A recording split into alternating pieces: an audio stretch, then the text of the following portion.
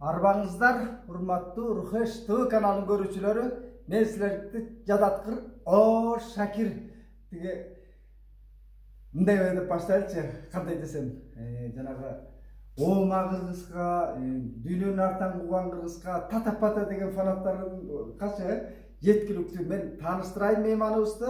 Рита Карасартова, белгилүү коомдук ишмер, укук коргоочу, жарандык активисттердин арасында эң алдыңкы топто жүргөн жана дагы мен сени саясий агартуучу катары тааныштыргым келет да. Анан эмне деп тааныштырайын айтайынбы?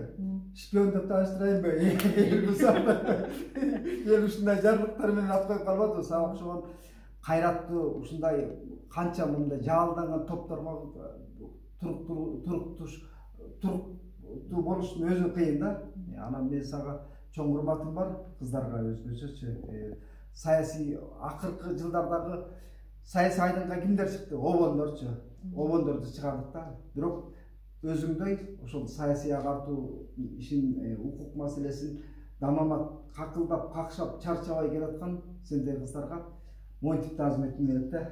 Рахмат. Суроо толтура сагачы. Бирок кайсы биринен баштарды билбейм да. Бирок ат тезеге ургай электе инаугурациядан баштайлы. Садыр Абаңдын бир массалык установка жүрүп аткандай да, ал президентке ат салышканга чейин эле пропагандалык маанайдагы установкалар көбүрөөк жаңырып баштады коомдочу. Батышты желмогуз көргөзгөн, анан мындай Россияга актаганчы, анан кашайганда инаугурацияда дагы биринчи иш сапарын Россиядан баштайм дегени мындай жакаңды угуштатат да. Билбейм, сен угуштадыңбы жокпу? Шын айтайын, мен инаугурацияны көргөн жокмун. Эмне сүйлөдү, эмнени убада берди деп караган жокмун. Бирок баягы башка бирөөлөр комментарий жазып аткан жагынан көрдүм, азыркы сиз айтып аткан нерсени. Негизи, эгер биз чын эле мындай мыкты эл, мыкты өлкө, мыкты мамлекет, башкалар менен тең ата болгондой боло турган болсок, эң биринчи Казакстан, Өзбекстан, Тажикстан. Тажикстанды аттап кетпеди, атабай кетти кашайганда. Ошолорду баштап, ошол жерден анан тияка барсак сонун болмок да.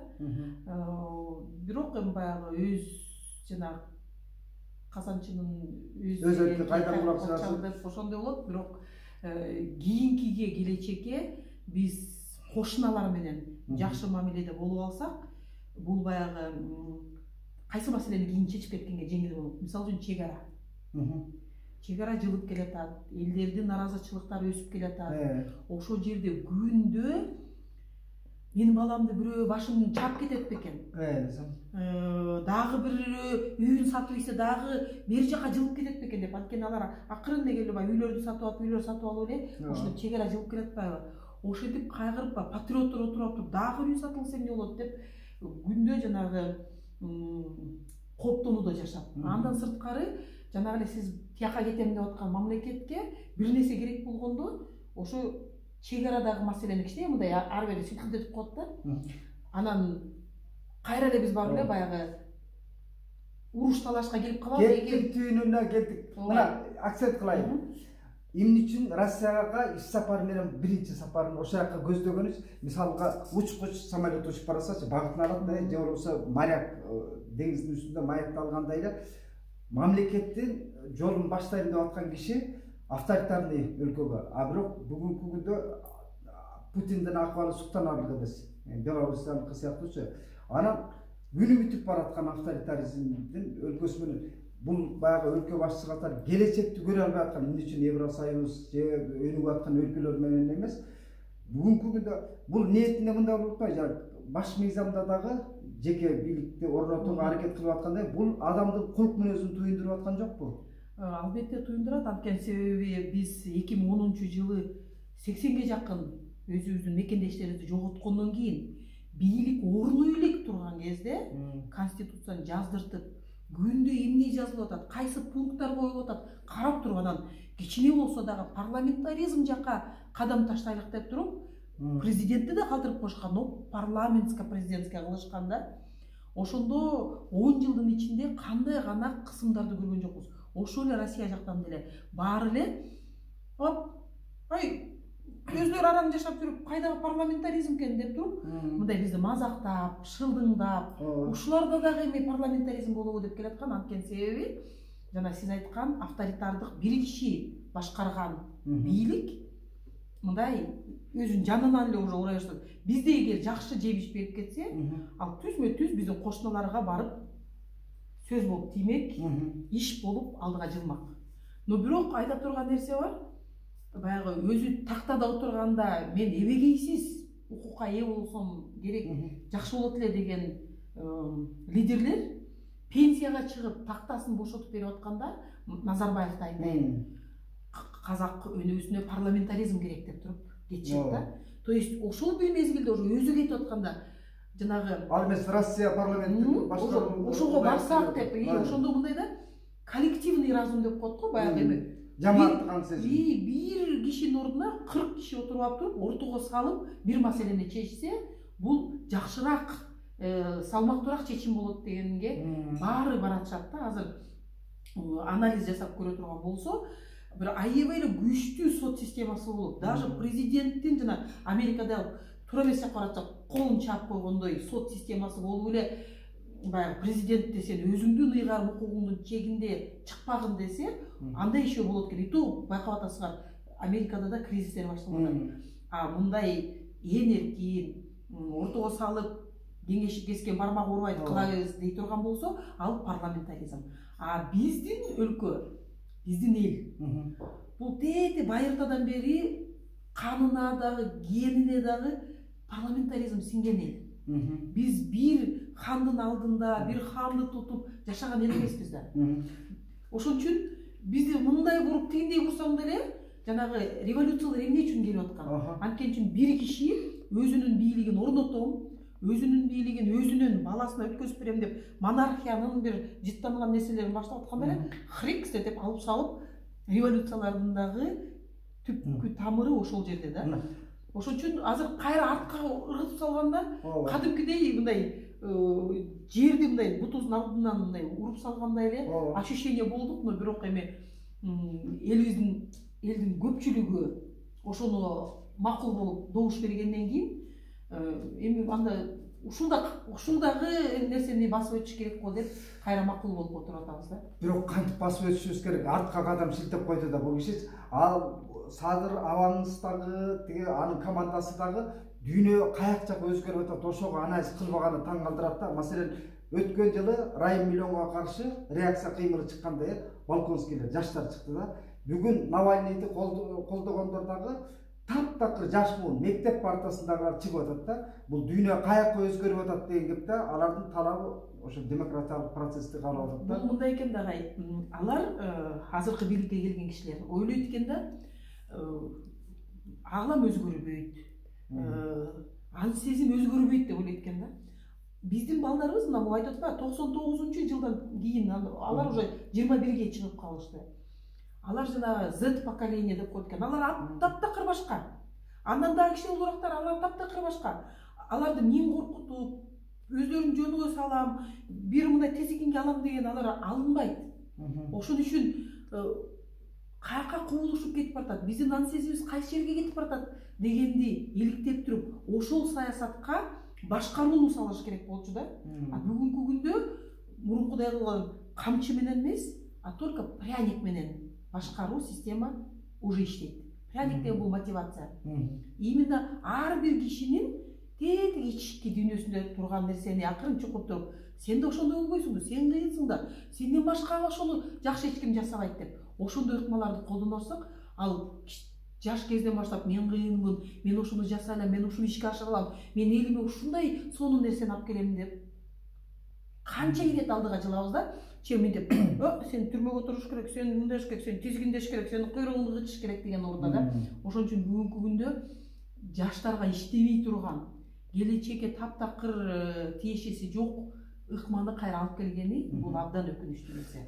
Клара, биз расмий бийликте эле сындабай, бүгүнкү күндө мен оппозициябызды да сындагым келет эле Кыргызстандычы. Маселен, алар буга чейин какылдап какышып келишпеди, демократиялык баалуулуктарды тимеле тутуп, демократия принциптерин, институттарын калыптандырышыбыз керек депчи. Бирок кыргыз оппозициясы бир Россиянын Кыргызстандагы элчилигинин алдына барып бир Навальныйга тилектештик билдирип койбогону мени туйдурат. Булар баягы демократияны жөн эле жамынган эле бир чапан болуп калды. Жана Турсунбек Акунга окшогондор бар демократия деп келди өмүр бою. Анан бүгүнкү күндө кошмочулар коомун калыптап калды аларчы. Эмне үчүн оппозиция ушундайда глобализациянын масштабы менен, шаары менен ойлоно албай атат? Агай, мени Рита деңиз, а то элдерим бар, анан точно Клара деп атат. Азыр көп Клара деп. Ооба. Аябай көп кишилер азыр мага Клара деп кайрыла башташты да, анан кийин чыны мынаты Клара экен деп атымды алмаштырып калбайын. Мындайда оппозициянын бүгүнкү күндө биздин Кыргыздын оппозициясын айта турган болсок, оппозицияны да ушунчалык жаман көрсөттү. Анткени себеби бул енді Атамбаевдин учурунда эле баштаган да, баягы жаңы эле парламентаризм, парламенттик өлкө болобуз, коалицияны токтоп, оппозицияга күчтүү позицияларды беребиз, бюджет, коопсуздук маселеси ушул жака кетсин деп, анан биз жаңы эле ушул оппозиция деген ушул парламенттин ичиндеги бүт маселени маны талкуулай турган деп ушинтип келатканда эле саясат деген кандай экен? Мен сага муну берем, а сен оппозицияга чыгып тур деп отуруп, Бабанов байкайсыңар, дайым оппозицияда жүрүп калчу, но фактически Бабанов оппозиционер дегенде ким айта алат? Рожденный торгаш болуп атпайбы? Ооба, 2000 мен бир эстегениме 2006-жылы эле бир 6-7 күнүн бир площадьта туруп бир конституцияга ошондо бир жаш кези бир эсимде билем, бир саргыч бир курткасын кийип күндө турчу. Ошол эле кезден да, андан ага чейин деле эмес, андан кийин деле эмес, ал баягы оппозиция эле аты эле болбосо, ошон үчүн бүгүнкү күндө мындай болуп калат экен да. Бүгүн оппозиция болуп жүрүп аябай туура нерселерди сүйлөп эле анан бийликке баргандан кийин эле Атамбаев деп эле өзү улуттук коопсуздук кызматынан запкы жеген, 2010-жылдары аны кармап кетип, ошончолук кысымга алынгандагы, анан бийликке келгенден кийин ошол жерде реформа кылып, ошол баягы саясий куугунтуктарды уюштурган органды туура нутка түшүргөн ордуна тескеринче 2012-жылы коррупция менен күрөштү дагы АКСти ага берип коюп атат. Андан кийин 16-жылы жанагы кызматтык кылмыш деп аны берип койду. Бүгүн улуттук коопсуздук кызматы эбегейсиз укукка ээ.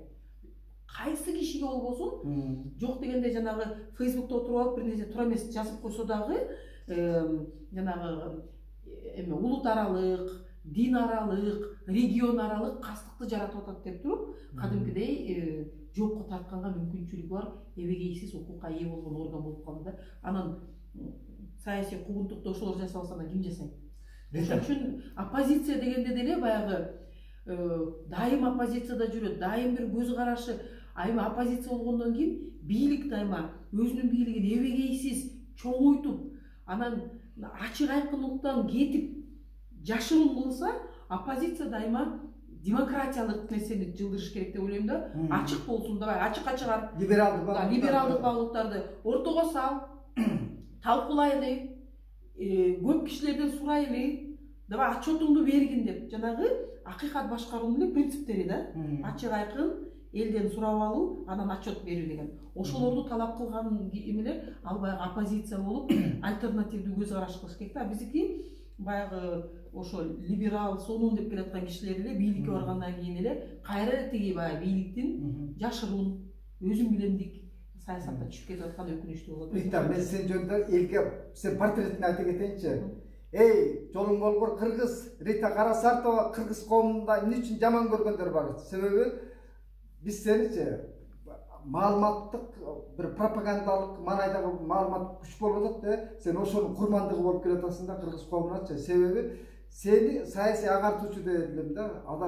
Адам укугунун, эркиндиктин маселени койгондон мурда кайсы бийликтин түшүндө болбосун ошо бейөкмөт уюмдар чыркырап, ошо Садырга окшогон жабырланып келген мындай авторитардык режимдин туткуну болуп келгендерди силер дайыма коргоп келдиңер эле. Анан эле тиги баягы силер да кургол каласыңар да, бийликке келгенде жаман көрүнгөндө силер, элдин уу тилине калганда, төбө астына калганда силерсиңер. Андыктан кыргыз элиндечи ушу Карасартовадай, Ритадай кыздар болгон үчүн кыргыз коому ол демократиялык институттарды калыптанып, анан мага окшоп татапата дегендер өзүнүн оюн эркин айтып, бир ачык коом түптөгө жол ачып берип атасыңар да. Ошол үчүн эле карманып келебиз, анткени себеби жеке болсо ойлойсуң эми балдарым бар, үй бүлөм бар, эмне кылам депчи. А коомдо өз оюңду эркин айтып, бир нерсе жакпаса кагазды колуңа көтөрүп алып митингге чыгып келип. А митинг бийлик үчүн бул аябай сонун инструмент да. Сен өзүң барып да сураң жоло жүргүзбөй, уже бирөөнүн көйгөйүн сенин ак үйүңдүн алдында туруп алышат да. А эгер бир жери ооруп атса, ошол жер ооруй берет да. Ал эле ооруп атканда эле өзгөрө келип атышат. Сага айтып атат, моягың ооруп атат. Мояктар эмес депчи. Ошол үчүн тескеринче митингдерди дайыма жасап коюш керек. Площадка коюп коюш керек. Ушул жер дайым митинг үчүн депчи. Каалаган көйгөйүң болсо ушул жака келип айта бергиле. Европа өлкөлөрүнүн ошон үчүн желмогуз көргөзөт да, Россиянын фильтрленген маалыматы мына булардын дайыма туруксуз абал, туруксуз бийлик депчи. Ал жакшы климат экенин түшүнбөйбүз да. Биз тескерисинче демократиянын ушундай башалана турбайбы, анан ошолор Риттага окшогондорго финанс берип мынтип буза турбайбы депчи. Бирок сени эле финансылап келаткан жок да. Евросоюз батыш өлкөлөрү бизде ошол демократиялык аралча калыптандырууга мамлекеттин канча гранттарды алды? Негизи биз ошо батыш өлкөлөрүнө барганда деле ошондой эле баягы эмеге чыгып турушат, митингкечи. Но бирок караңгыда бир жерге барсаң, өзүңдү мындай бир нерсеге кооптонбойсуң. Бирөө сабап кетет же бир нерсе уруп кетет деген жок. Бардык жерде жарык. Каалаган жайга басып барып көрүп келесиң. Ошондой мамлекетке өткөнгө биз да тырышышыбыз керек да. Анткени себеби айтат да, тетиги точкалы кайсы депчи. Мисалы үчүн азыр мына конституция көрсөтпөй атат текстин. Анан буга чейин эң маанилүү бул адам. Адамдын укугу жана эркиндиги. Анан ошону эл аралык стандартта сактап коргогонго милдеттеме деп жазылат да. Милдеттүү мамлекет депчи. Анткени мамлекеттеги бийликтегилер бийлиги ошол эркиндиктерди сактаган бул эң негизги алардын иши деп билет да. А бүгүнкү күндө аны мынтип коюптур, приверженность деп, орусча приверженность болгондо мындай умтулуу дегендей эле бир нерсе. А эмнени сактаныш керек дегенде улуттук баалуулуктар деп коюптур. Укканга укканга кулакка жакшы. Азыр баары айтат, мынакей кыргызды канчадан бери күтүп жүргөн сонун конституциябыз келип атат, улуттук баалуулуктар депчи. Анан мен айтам, мейли кабыл алалык. Кайсы улуттук баалуулуктар? Мына бешөөнү атап бергилечи десем, атай алышпайт. Булар коомчулуктун талкуусуна жашырып турган кызык да. Кел, биз ушул жерде маегибизди биринчи окуп жыйынтыктайбыз. Сен элге айтып койчу, РХ каналына катталып койгула деп. Анан экинчи бөлүмдү тартуулайбыз. Ооба, сөзсүз түрдө катталгыла, уккула, көргүлө, анткени себеби бул ушул эле биз талкуулап аткан саясатты маданияттын көз карашы менен караган сонун канал.